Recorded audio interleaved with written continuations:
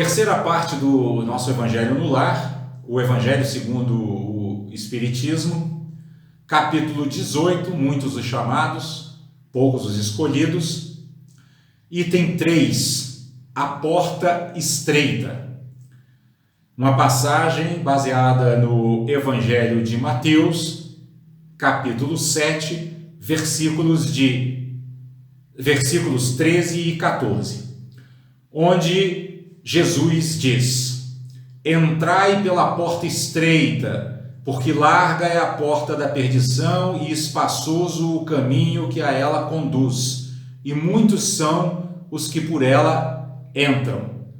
Quão pequena é a porta da vida!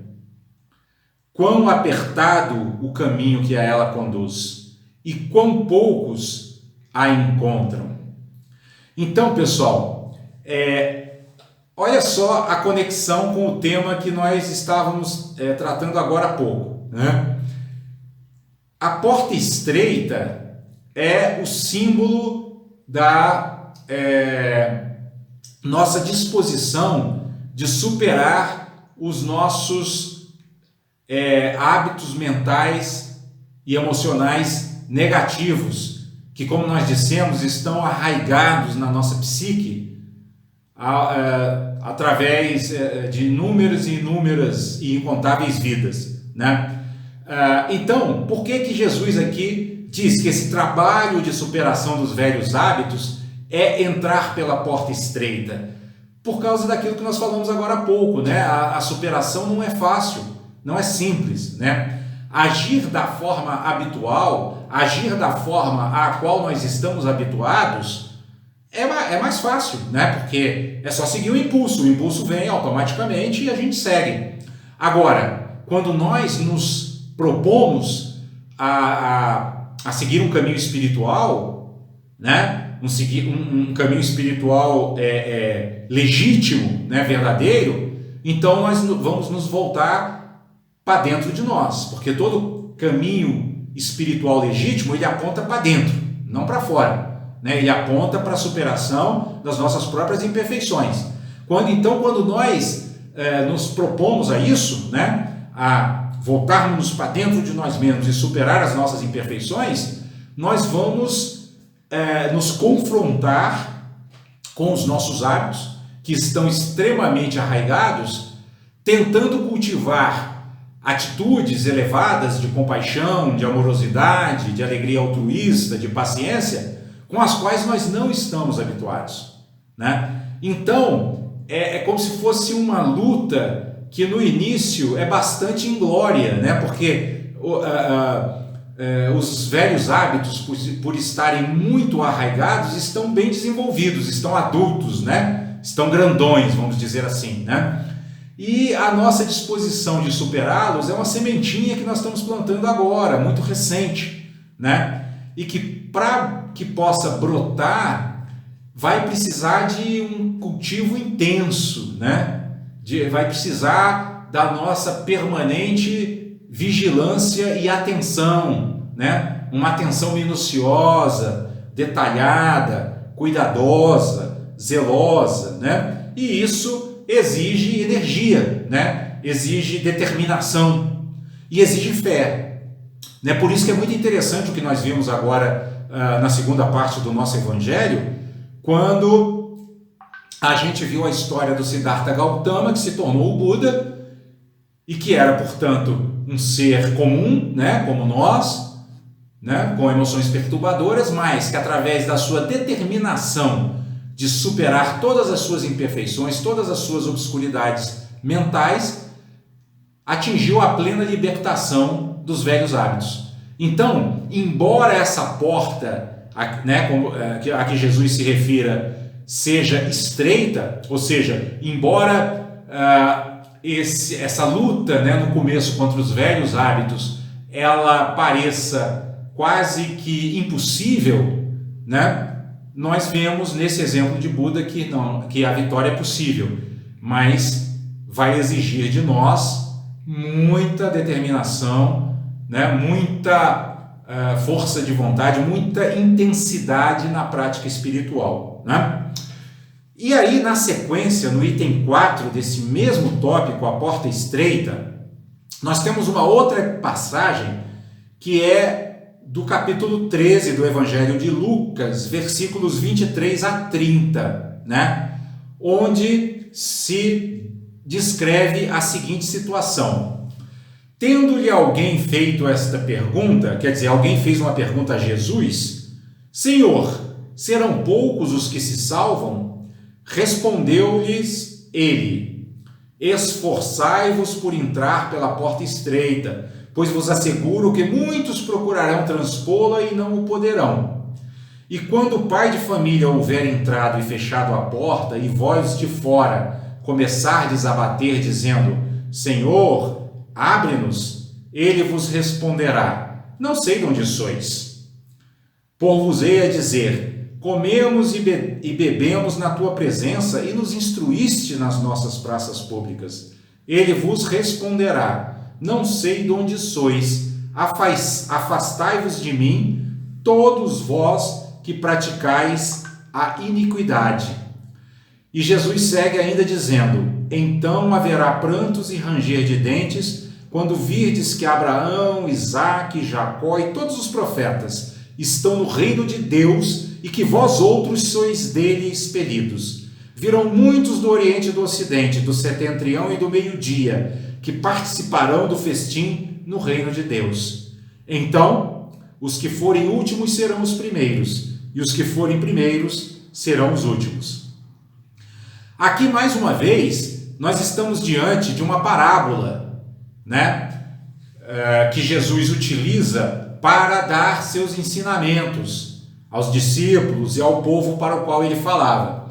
E nós vimos já na semana passada e na retrasada que para que a gente tenha um entendimento amplo e profundo das parábolas que Jesus utilizava, nós precisamos fazer uma interpretação interiorizadora. Nós precisamos pegar os símbolos que ele utiliza e entender o que eles significam em termos de fenômenos mentais e emocionais que nos são próprios, né? Então, quando alguém lhe dirige a pergunta, perguntando a ele, né? Questionando: Senhor, serão poucos os que se salvam, né? E Jesus diz que realmente são muitos os que procurarão transpor a porta estreita, mas poucos conseguirão. Nós precisamos entender primeiro que se salvar significa conseguir superar os velhos hábitos, né? Então a pergunta aqui estava sendo dirigida provavelmente por algum discípulo, né, que queria um esclarecimento de qual era o nível de dificuldade na prática dos ensinamentos. E Jesus, para a gente usar uma expressão contemporânea, deu a real para ele, disse: olha, fácil não é, mas é possível, né? E aí ele diz: esforçai-vos por entrar pela porta estreita. Então o que Jesus está dizendo? Não desistam de trabalhar para superar os velhos hábitos, porque embora seja difícil, né, transformar emoções perturbadoras em sabedoria, isso é possível. E é possível como? Né? É possível com dedicação, é possível com empenho, é possível com motivação correta. E qual é a motivação correta? É aquela que nos induz a superar o egoísmo, né? Então, tudo aquilo que na nossa prática diária, ou mesmo na nossa prática espiritual, for destinado a combater o nosso egoísmo, né? A nossa vontade de se satisfazer primeiro, né? A nossa preocupação primeiro conosco, né? A nossa vontade de convencer os outros a pensarem como nós e assim por diante, né? Quando nós estivermos realmente trabalhando para superar esses impulsos egoísticos, então nós estaremos realmente nos esforçando por entrar pela porta estreita. E por que ela é estreita? Porque isso não é fácil, todos nós sabemos que não é fácil, né? Qual é de nós que não gosta de ser elogiado e que não gosta de ser criticado, né? Qual é de nós que não teme a dor e que procura o prazer, né? Qual é de nós que gosta de ser ignorado e que não quer estar sempre sendo reconhecido? Isso aí faz parte desses nossos impulsos, né? Desses impulsos que nos movem nesse estágio evolutivo ainda atrasado em que nos encontramos, né? Então é por isso que Jesus diz que a porta estreita não é fácil de ser transpassada, não é fácil de ser ultrapassada, vai exigir esforço, por isso ele fala, esforçai-vos, né? E é por isso também que ele diz que muitos procurarão transpô-la e não o poderão. É o título do capítulo que nós estamos estudando, né? O capítulo 18 do Evangelho segundo o Espiritismo. Muitos os chamados, poucos os escolhidos. Por quê? Porque são muitos aqueles que conhecem a mensagem evangélica, né? Hoje no mundo existem bilhões de seres humanos que se declaram cristãos. Mas Jesus ensina em outra passagem que não basta nos declararmos cristãos. Não basta, ele diz, não basta... não, ele diz assim, nem todos os que me dizem Senhor, Senhor entrarão nos reinos dos céus. Por quê? Porque não basta se dizer cristão, é preciso trabalhar para ser cristão, né? Isso não significa que devamos exigir de nós uma perfeição absoluta nesse estágio evolutivo em que nos encontramos. Não é disso que se trata, mas isso significa sim que nós devemos todos os dias, né, a toda hora, em todo momento, procurar aproveitar todas as oportunidades que a vida nos oferece para desenvolver em nós a compaixão, o amor, a equanimidade, a paciência, a alegria altruísta, a energia constante, aquela energia que não desiste nunca de praticar o Evangelho, que nunca desanima, mesmo diante dos tropeços, porque como Jesus está nos ensinando aqui, vamos tropeçar muitas vezes, né? Porque faz parte do aprendizado acertar e errar, mas ao errar, vamos transformar os erros também em lições, ao acertar, vamos transformar os acertos em lições, de tal modo que todos os dias a gente, ao dormir, possa se reconhecer melhor do que estávamos ao acordar. Se todo dia nós conseguirmos ter essa avaliação de nós mesmos, do que fizemos durante o dia, vamos estar realmente fazendo isso que Jesus aqui nos aconselha, que é nos esforçarmos para entrar pela porta estreita, né? E para a gente compreender aqui essa outra parte, onde Jesus diz quando ele fala assim, e quando o pai de família houver entrado e fechado a porta, e vós de fora começardes a bater, dizendo, Senhor, Senhor, abre-nos, ele vos responderá, não sei de onde sois. Mais uma vez, a gente tem que aqui também, para entender o texto com profundidade e amplitude, fazer a interpretação interiorizadora, né? Se voltar para o nosso interior. Por quê?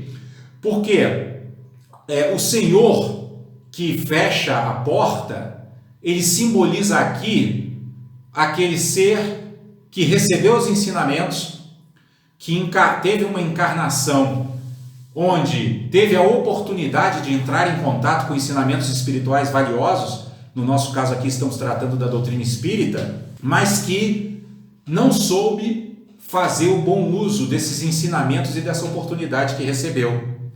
Entrou em contato com os fenômenos mediúnicos, se convenceu de que a comunicação entre vivos e mortos é uma realidade, né? Ficou até muitas vezes encantado com os fenômenos, mas não trabalhou para superar suas próprias imperfeições, não trabalhou para combater os seus impulsos egóicos, né? De orgulho, de apego, de carência, etc. Né? Então é isso que significa o Senhor fechando a porta, a perda da oportunidade, né? Por isso que ele diz aqui, o Senhor diz, né, para essas pessoas, não sei de onde sois, afastai-vos de mim todos vós que praticais a iniquidade. Ou seja, é aquele momento em que muitas vezes o espírito, ao desencarnar, né, faz uma autoavaliação de toda a sua vida e sofre por não ter aproveitado a oportunidade que recebeu, né? Por não ter, para usar a simbologia aqui da parábola de Jesus, aproveitado o momento em que a porta estava aberta, né? Que é esse momento agora, pessoal. Estamos vivos, estamos encarnados, estamos na escola, nessa grande escola que é o planeta Terra, né? Então esse é o momento em que a porta está aberta para nós, ou seja, esse é o momento de praticar. Estamos encarnados num corpo e esse corpo nos oferece a oportunidade de exercitarmos disciplina, compaixão, equanimidade, energia constante, entusiasmo, né? Entusiasmo por praticar os ensinamentos e assim por diante. Então, essa mensagem é um alerta para nós, né? Não vamos esperar a porta fechar, né? Não vamos esperar essa oportunidade passar, né? Porque nós sabemos, a morte é inevitável e imprevisível. Ela vai chegar e nós não sabemos quando, né? Pode ser no momento seguinte. E é bom que quando ela chegue, nós não precisemos nos arrepender de ter perdido a oportunidade que tínhamos de crescer espiritualmente, né? É bom que a gente, quando esse momento chegar, a gente tenha aproveitado a porta que o Senhor nos abriu, dando-nos uma oportunidade de crescimento através de um corpo físico saudável, mental e fisicamente, né? E quando Jesus fala aqui no final, né, que o Senhor, né, fechou a porta e disse para esses maus praticantes que não sei de onde sois, afastai-vos de mim, aí Jesus diz: então haverá prantos e ranger de dentes, quando virdes que Abraão, Isaque, Jacó e todos os profetas estão no reino de Deus e que vós outros sois deles expelidos. Então, isso de novo, pessoal, tem que ser feita uma leitura metafórica, né? Entendendo que tudo isso são figuras que remetem à nossa vida interior, né? Então, prantos e ranger de dentes nada mais é do que esse sofrimento ao qual nós nos referimos agora há pouco, pelo qual passa o espírito que, ao desencarnar, reconhece que desperdiçou a oportunidade que teve, né, de evoluir numa vida física